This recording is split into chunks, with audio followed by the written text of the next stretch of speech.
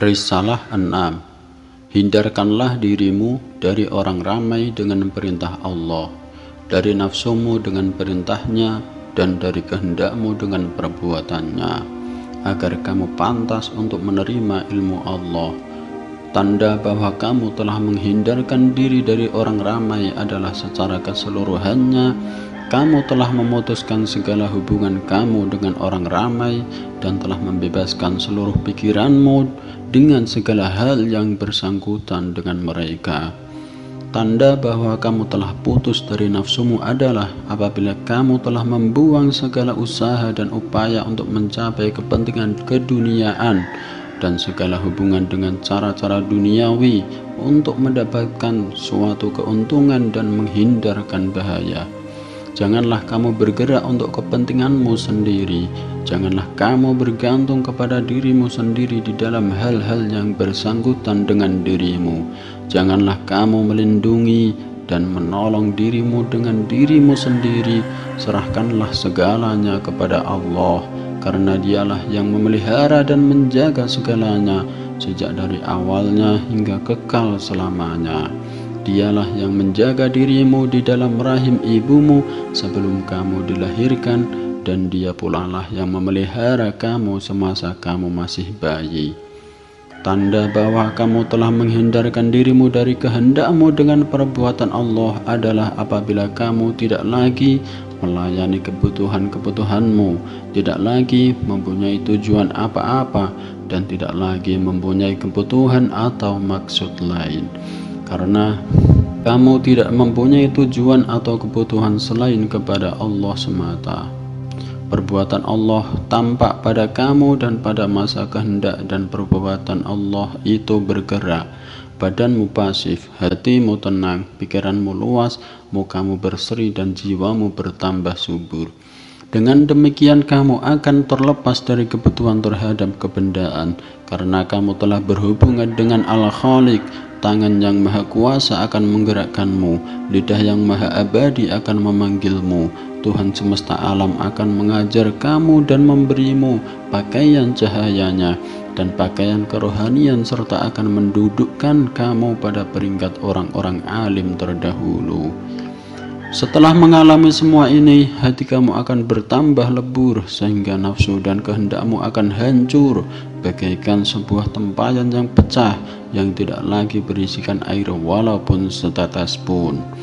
Kosonglah dirimu dari seluruh perilaku kemanusiaan dan dari keadaan tidak menerima sesuatu kehendak selain kehendak Allah. Pada peringkat ini kamu akan dikaruniai keramat-keramat dan perkara-perkara yang luar biasa. Pada zahirnya perkara-perkara itu datang darimu, tapi yang sebenarnya adalah perbuatan dan kehendak Allah semata. Oleh karena itu, masuklah kamu ke dalam golongan-golongan orang-orang yang telah luluh hatinya dan telah hilang nafsu-nafsu kebinatangannya.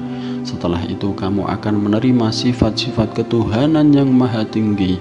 Berkenaan dengan hal inilah maka Nabi besar Muhammad sallallahu alaihi wasallam bersabda, "Aku menyukai 3 perkara dari dunia ini, bau-bauan yang harum, wanita, dan sholat yang apabila aku melakukannya maka mataku akan merasa sejuk di dalamnya."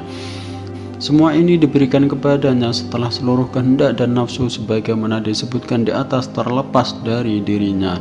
Allah berfirman, "Sesungguhnya aku bersama mereka yang telah luluh hatinya karena aku." Allah Ta'ala tidak akan menyertai kamu sekiranya semua nafsu dan kehendakmu itu tidak diluluhkan. Apabila semua itu telah hancur dan luluh dan tidak ada lagi yang tersisa pada dirimu, maka telah pantaslah kamu untuk diisi oleh Allah, dan Allah akan menjadikan kamu sebagai orang baru yang dilengkapi dengan tenaga dan kehendak yang baru pula. Jika egomu tampil kembali walaupun hanya sedikit, maka Allah akan menghancurkannya lagi sehingga kamu akan kosong kembali seperti semula, dan untuk selamanya kamu akan tetap luluh hati. Allah akan menjadikan kehendak-kehendak baru di dalam diri kamu, dan jika dalam pada itu masih juga terdapat diri ego kamu, maka Allah pun akan terus menghancurkannya. Demikianlah terus terjadi hingga kamu menemui Tuhanmu di akhir hayatmu nanti. Inilah maksud firman Tuhan, sesungguhnya aku bersama mereka yang telah luluh hatinya karena aku.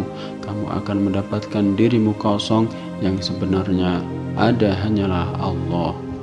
Di dalam hadis qudsi Allah berfirman, hambaku yang taat senantiasa memohon untuk dekat denganku melalui solat-solat sunatnya, sehingga aku menjadikannya sebagai rekanku, dan apabila aku menjadikan dia sebagai rekanku, maka aku menjadi telinganya yang dengan itu ia mendengar, menjadi matanya yang dengannya dia melihat, menjadi tangannya yang dengannya ia memegang, dan menjadi kakinya yang dengannya ia berjalan, yakni ia mendengar melalui aku, memegang melalui aku, dan mengetahui melalui aku. Sebenarnya ini adalah keadaan fana, hapusnya diri. Apabila kamu sudah melepaskan dirimu dan makhluk, karena makhluk itu bisa baik dan bisa juga jahat, dan karena diri kamu itu bisa baik dan juga bisa jahat, maka menurut pandanganmu tidak ada suatu kebaikan yang datang dari diri kamu atau dari makhluk itu, dan kamu tidak akan merasa takut kepada datangnya kejahatan dari makhluk. Semua itu terletak di tangan Allah semata, karenanya datangnya buruk dan baik itu dialah yang menentukannya semenjak awalnya. Dengan demikian, dia akan menyelamatkan kamu dari segala kejahatan makhluknya dan menenggelamkanmu di dalam lautan kebaikannya, sehingga kamu menjadi titik tumbuhan segala kebaikan, sumber keberkatan, kebahagiaan, kesentausaan, nur, cahaya, keselamatan, dan keamanan. Oleh karena itu, fana adalah tujuan, sasaran, ujung, dan dasar perjalanan para wali Allah. Semua wali Allah dengan tingkat kemajuan mereka telah memohon dengan sungguh-sungguh kepada Allah untuk menggantikan kehendak atau kemauan mereka dengan kehendak atau kemauan Allah.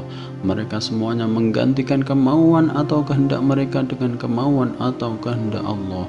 Pendek kata, mereka itu memfanakan diri mereka dan mewujudkan Allah. Karena itu mereka dijuluki abdal, perkataan yang diambil dari kata badal yang berarti pertukaran. Menurut mereka, menyekutukan kehendak mereka dengan kehendak Allah adalah suatu perbuatan dosa.